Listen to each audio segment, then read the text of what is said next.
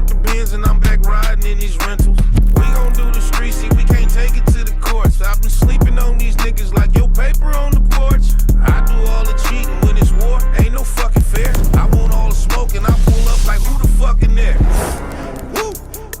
Them ones got street knowledge, can swim with the sharks. Used to be bad apples, but the hustle shine through the dark. Grab a seat in politics, it get heavy, cause who we are. When you stand on who you be, it's the energy you a star. They envy what they ain't on, that's why they falling apart. Don't growl when I peep the lane, break the chain when I bark. It's in me, can't put it on. You can tell how I walk, anywhere I be putting on. They love me, it's fresh talk. What up, though? What up, though? You know, we back, man. Got a real legend, man, in the house, man. You know, I'm actually in his house. You know, let me throw that out there. Welcome to Mikasa, man. Welcome to Honolulu, Hawaii, baby. Man. For real, man.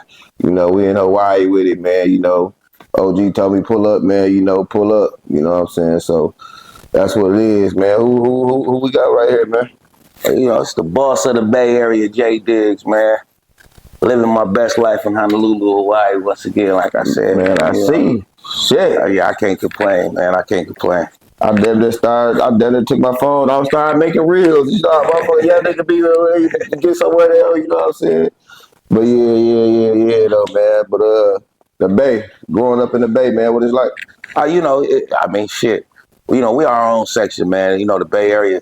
You know, a lot of times I could say it's like a lot of other neighborhoods, a lot of other sections, but the Bay Area really got its own vibe, man. We one of them exclusive sections, man, that we developed our own personality. Right, a long time ago, we created what was called the hyphy movement. We know where youngsters really expressed themselves years ago, and we ran with that, you know. And we one of them sections that should gangbang. Yeah. You feel what I'm saying? Like, I'm from California, which, you know, we know the Crips and Bloods started in Southern California. Right. Northern California is up the street. We one of the only sections in the United States that didn't get took over by Crips and Bloods. And they literally in our backyard where it started at. And that's because we just always kept our own movement. The Bay Area always did it just a little bit different from everybody else. And trust me, we had the movements, we had our times where it came and you know, some dudes would try it and try to get activated, but we always pushed it away, man. We always kept our own lane. The Bay Area got its own lane. Right, California, when you talk about lanes, the Bay Area got its own lane, man. But, you know, it had all the violence. You know, it ain't saying they ain't got the violence and all the shit. It came with all the bullshit. But our shit was more of where you from, your neighborhood. It wasn't what color you wore, what neighborhood you had to rep your section. Whatever section you were from, your rivals were over there, and that's what it was. And that's how it was. But and as a total, you know, one thing about the Bay Area, it's a big section. So you got Oakland, Frisco, Richmond, Vallejo. You know, you got all these different cities that function as one. You feel me? They come together and they party here. We go to his section to go to parties. They come to our section to go to parties. So, you know, it's all these different cities that grow up and pretty up under the same movement, man. So it was beautiful time, beautiful days, man. But, you know, like everywhere else, they got the reckless shit going on too, man. These kids these days are different. Yeah.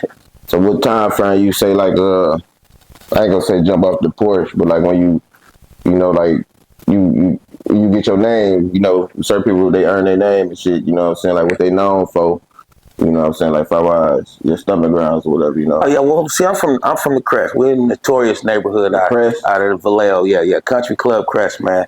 That's out of Vallejo, California. You know, it's home of Mac Dre. You know, that's another friend of mine, boss, from where I'm from too. Okay. And you know, I'm street nigga, straight from the streets. So, you know, when I was a young nigga, my name was Herc, like short for Hercules. I used to beat niggas up. That's what I did. Yeah. Niggas know I was activated. I was an active kid. I liked to fight. I was with all the shit. And I hung with older dudes, so I was always kind of a little more advanced than the kids my age. So, you know, I was the one at 12, took my mama car, drove it to school, snuck it back home. Yeah, I did shit like that. And I kind of grew up a little faster than most teenagers. You feel me? By the time I was 18, I was robbing banks and shit. So I went to prison at 19 years old. You feel me? Federal prison. So I grew up a little faster. I had to grow up a little faster. I had to go do shit that a lot of kids didn't have to do. But it was, it was part of the shit that I signed up for. Well, it's like not though, man. I was gonna get to that though. With the banks and shit or whatever, because me, I'm a younger generation. You know what I'm saying? But like you know for that. You know for that, for holding it down, keeping it P and pushing P. You know what I'm saying? So it's like it's kind of like.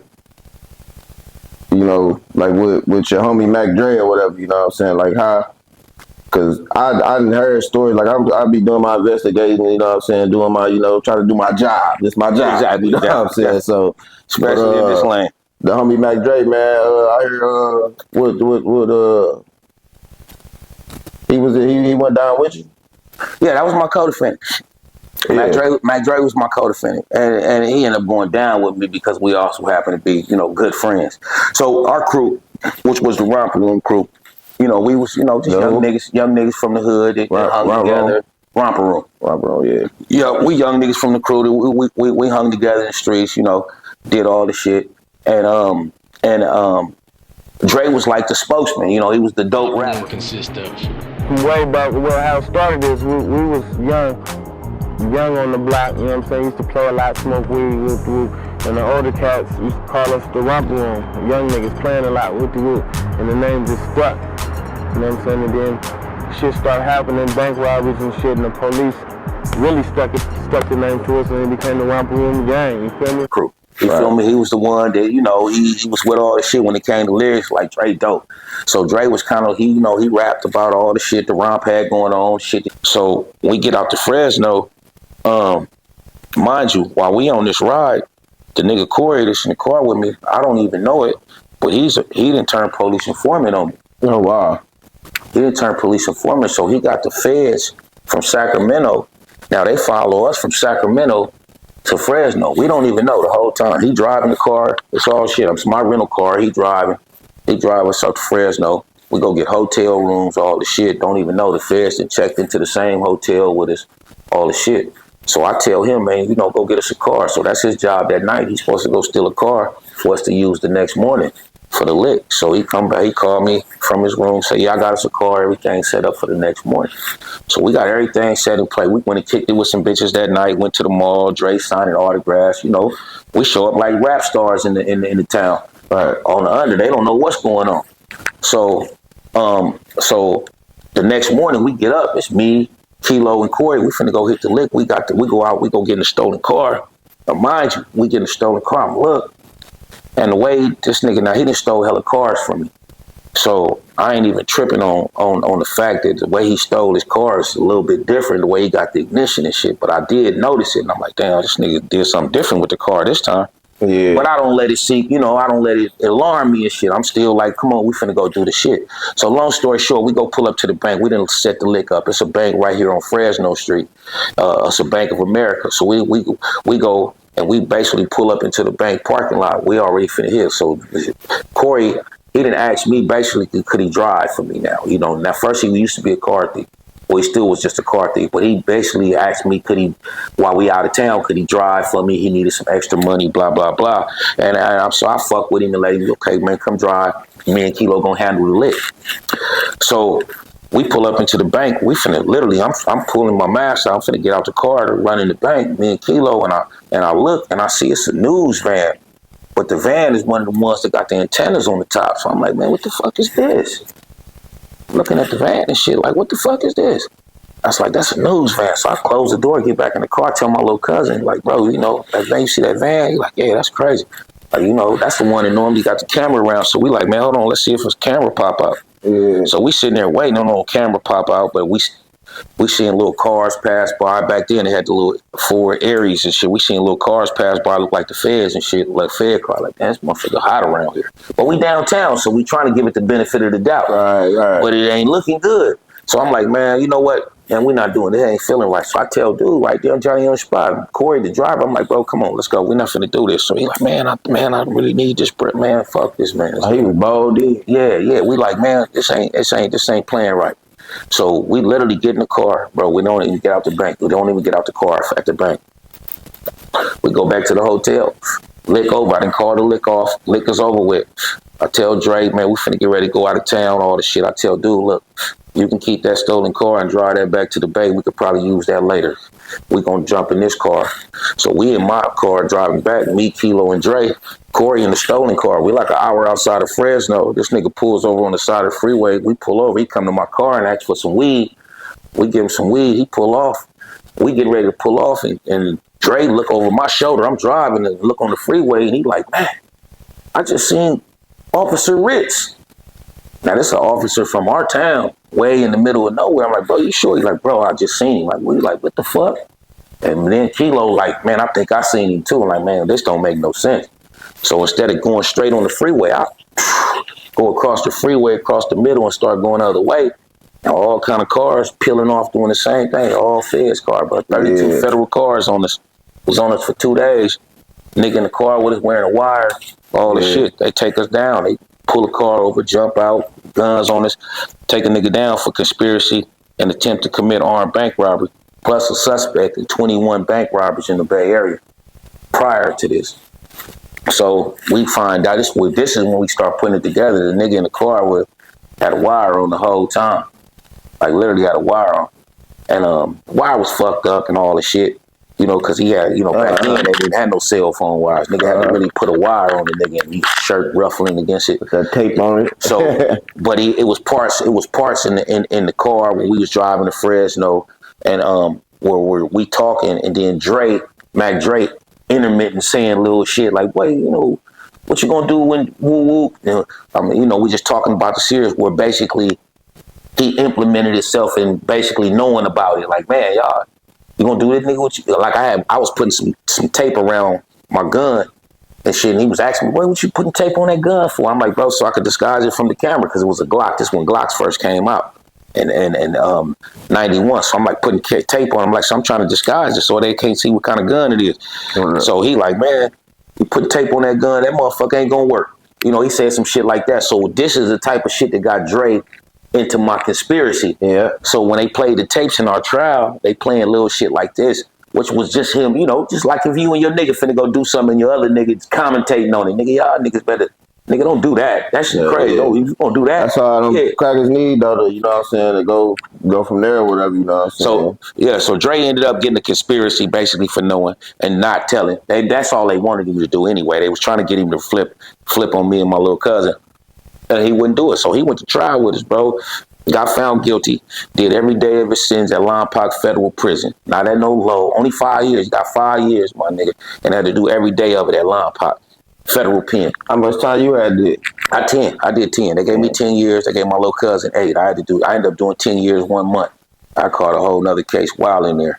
So yeah, I went in at 19, came home at 30. I was like, nah, like, you know, you used to running in and running out them bitches. Now you walking in, and I'm quite sure now. And I'm quite sure they call you by your name now up in the bank. Oh, yeah. I feel though. Oh, yeah, it's a whole different ball game now. It's crazy you say that, because I just showed my son the other day. I walked in that motherfucker, cashed a $20,000 check without pulling out no ID. Right, you feel me? It's different now. Yeah, it's Mr. Such and Such. Yeah, it's a different ball game. They definitely know. They definitely know. You know, it's crazy because even and just another quick story about that shit. You know, a lot of people ask me why my name is Jay Diggs, and you know my whole slogan is I'm really not a rapper. And with that name shit, when I went to jail, when I first caught my case, my mama came up to the federal pen and cried to me like, bro, you know, you in jail, but you got us fucked up out here too. You know, you on the news every night. My name Diggs, your daddy name Diggs, your sister and them, they going to school, people talking about us, and you know, my employees and shit whispering and shit. Yeah, that's his mama and shit all over the news, robbing banks and shit. You know, we in prison out here too and shit. Crying about that shit. That shit real. That shit fucked me up. Had me in there crying like, damn, it's fucked up. So when it was time for me to come home and I had to decide, you know, when I jump in this rap game, who I'm gonna be, I told them, I said, I'm gonna make my family proud to wear this Diggs name. So I didn't come up with no fancy rap name or none of that shit. I kept it 100, my nigga, and I'm Jay Diggs, which is my real name.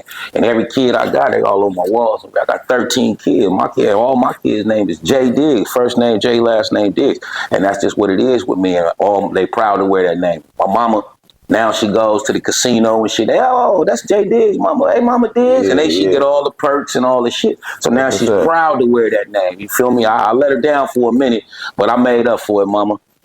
So with the rap shit, right? Like, you know, cause like you're not a, like you say, you're not a rapper. You know what I'm saying? But you don't want to, you know what I'm saying? Because for one, I know you're a businessman, but you rap, nigga. You rap, nigga. You talk that shit, and like you been in the game for a minute, bro. Well, I say that because, you know and my slogan was not a rapper for the simple fact because, you know, a lot of these rappers are storytellers. And they tell good stories, but it's not really who they are. Right, it's just what they sell to the public. You know, when I came into this game, my first album was called Both Sides of the Gate. And it was because I couldn't talk about too much more than prison. Right. So my first album was talking about what I did to go to prison, what I did while I was out, while I was in prison, and the fact that I just got out of prison, both sides of the gate. So that was me telling them that this is all about my life. I can't sit out here and tell you, I can't even tell you what a Big Mac tastes like good. I just got out of prison for 10 years. So I rapped about my life and the shit that I went through. And ironically, people liked it. They're like, damn, bro, this is what I'm on to. I fucks with you, bro. You talking real shit. Like, everybody don't want to hear a whole bunch of this. But some people just they like to hear real stories, real life shit, which brought me to a whole book. That's why I got a book out now. My life is... Speaking on that book, man, I already know when that motherfucker drop, that it's gonna be a lot of jewels in there for somebody who's looking for them. Though. Oh no, it's out. That book is out. That motherfucker trending in prisons and all type of shit right now. Okay. Yeah, my book I gotta get that, man. Trending. Soul of a Gangster. Yeah, it's on all platforms. You can get that anywhere you can buy a book at. Yep, BarnesandNobles.com, Amazon, all that shit. Yes. It's trending in the prisons right now. You know what I mean? Because actually, that was a big part of my life. So I do a lot of music where I speak on prison shit, my life, my book, all that shit. I'm trying to show motherfuckers that you can go through that, you feel me, and still come out and be successful. You can go through shit. I went to prison twice. I gave them people a total of 12 years out of my life, you feel me, and I still made it, you feel me. I feel like I made it to, and I created a lane. It's crazy because when I was in prison, I used to say, that's all right, when they let me out this motherfucker, I'm gonna have a baby for every motherfucking year they had me in here. And I was just talking when I said that, but I literally came. I looked up one day. I had 10 kids. 13, I said, "Fuck." I really had a kid for every year I was in prison. I went back and did 2 more, and then it was 12, and it's crazy because I really and what I learned from saying that was that in my music I speak a lot of shit into existence. See, I'm one of them niggas you ain't gonna never hear me say when I die or nigga when niggas gets money on my head and niggas trying to kill me, so I'm gonna do it. Like none of that shit, because my words are so powerful that I speak a lot of shit into existence with my music. I can't speak for nobody else, but I really believe what you put in the air is pretty much what you get back a lot. So I don't even that ain't never been my lane. Music, I really speak good shit into my life, and it comes. You feel me? You all hear me talking about beaches and all this shit. Like I talked this before I was living on the beach. I talked myself on the beach because I knew that that's what I wanted in life. So a lot of that shit I use in my music. I tell my stories, what I went through, but a lot of shit it be telling what I'm reaching at. Like I got bigger goals in life than just this regular. Rapper shit anyway. But like with the rap, I don't see you like mingling too much, but I see you like it don't be on rap shit though. When I do see you, I see you on the vlog or see you on something or whatever. You know what I'm saying? Like how you like duck that shit though, man? Like with the with the industry, like having industry friends and because that shit is like I feel like if y'all ain't locked in type shit, a lot of people be them titles. You know what I'm saying? Well, and that's one of the reasons why a lot of motherfuckers in the industry that I even still fuck with, because when you do this shit for a living, you don't want everything around you to always be that. You don't want niggas around you always telling, man, let's go to the studio. And, I don't, when I meet niggas, I deal with niggas, I fuck with you. Like I'm not fucking with you because of what you do or who you are. When I meet motherfuckers, we shook hands and we might go have a drink or wherever, lounge. I'm not talking about the first thing come out my mouth is can we get into the studio? Right. Or, you know what I mean? Which some people they got to pitch their hand, they got to get what they have, but that's never been my line. Like that's never been my lane. I know everybody, motherfuckers know me. When I put out albums, I barely got features on them, and I know everybody. I could send a nigga a song and get it back the next day. But that ain't what I be on. Like I'm not trying to just use a nigga for his lane, even though I can. Right, you feel right, me? right. That's just not what I be. That's not what I be in. And then, like I say, a lot of niggas suck because I'm the same way. When they come around me, I don't want a nigga always, oh man, can we go to the studio and make a song? I'm like, man, I do this for a living. I mean, when I'm chilling or when I'm fucking around the streets or the club and shit like that, I want a nigga to come vibe. Let's vibe. Yeah, Let's do that. Let's not always be on no groupie shit or it's always got to be on music shit and shit like that. Like I'm just really a chill nigga. Like this music shit, I separate this shit. Like I'm still a father. You feel me? I still got businesses. I still got other shit going on in life. So I separate myself and I still carry myself like right nigga. I go out, jump in the car by myself, pump my gas. I'm everywhere. I ain't running with no security. I ain't running with no bunch of niggas. Like I did that. I did all the entourage shit and all the shit. But as I got older, you feel me? I got in my own lane. Yeah. Literally in my own lane, bro. And that's how I move. How you feel like, man, when they mention your name, it be up there with the greats, like E40, like Too Short. When we talking to Bay, and from your way or whatever. That's for real. That's when you start talking short, so that's that's the Godfather where I'm from, because that's crazy, because that's the first man I ever heard cuss on the record, and I'm not no kid. Damn. So that's my OG. That's my OG. That motherfucker Short he's a real pioneer where I'm from. So for me to even grow up and then to one day had met him and then you got a motherfucking banger right now, man. You just dropped that motherfucker shit, what, like 24 hours? Benz and I'm back riding in these rentals. We gon' do the street, see, we can't take it to the courts. I've been sleeping on these niggas like your paper on the porch. I do all the cheating when it's war, ain't no fucking fair. I want all the smoke and I pull up like who the fuck in there? Woo! Hey, where them niggas at? Where they at? Yeah. Where they at? Yeah, Where they at? And you going in on that motherfucker too, man. Like you still do this shit, man. Like they been on my line about it. Yeah, that was and that was a part of that song was really directed towards the whack 100 nigga, man. Y'all know what You got the other man smoked. You do know. Why do you think that? Everybody know that. I've looked into it a bit. I don't really see any evidence. You want to talk? You want to interview his mother and the loved ones around him, the dudes in the streets? I don't want to interview her, but I would speak to her. Well, end of the day, this is the thing. What he can't do with whack, I'm a G. Mm-hmm. He can't dictate how it go. So you are turning down the fade? No. He can't dictate how it goes. clown. I heard you clearly, you know what I'm saying? Get on, bro. I feel like it was the right way how you went about it up, you know what I'm saying? I've been asking the nigga for a fade for the longest since he disrespected me, since he said, he one of the niggas that went on the internet, talked about I had Mac Dre killed, had my son killed, called my mama all kind of dick suckers. He did all type of shit. They said, yeah, I'm forced to do something. I'm trying to do something, and he ain't trying to do it with me. Like what are we doing? So yeah, I'm persistent. I'm real persistent. I just think me and him need a face to face. We just need to do it for the culture too. I'm trying to do it with the hands, but he keeps saying little slick shit. So I'm like, whatever, however you want to do it. But I really want to put pause on him. You just do it like two men. Do it for the culture. Show him we can really get out in the streets.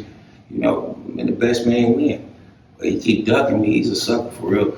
And I don't even know what else to say. Like, I'm gonna slap the shit out of him. I'm gonna do him like a female. That's how these females be doing each other. Baddies. I'm really feeling myself. I'm really feeling myself. And I don't care what nobody else thinks about me. Thinks about me. I'm really feeling myself.